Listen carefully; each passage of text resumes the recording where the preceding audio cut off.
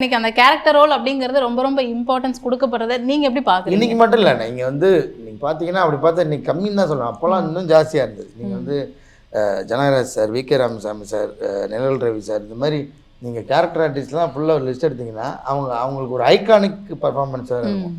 அவங்க எந்த படத்தில் பார்த்தாலும் அந்த ஒரு அவங்களோட ஐகானிக்கில் பண்ணுவாங்க. ஆனால் அது நமக்கு அவ்வளோ இன்ட்ரெஸ்டிங்காக இருக்கும். எல்லா படத்துலையும் நம்ம அவங்கள பார்க்க வந்துட்டாரா இன்னைக்கு ஏதோ ஒரு சுவாரஸ்யமாக இருக்கும். இவர் இருந்தால் இந்த படத்தில் ஒன்று இருக்கும் அப்படின்னு ஒன்று இருக்கும்ல. அது அப்போ இருந்தே தொட்டு இருந்துட்டு தான் இருக்குது.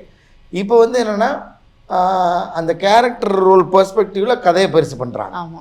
ஸோ அந்த அந்த ஒரு டிசைன் வந்துருக்கு இப்போது.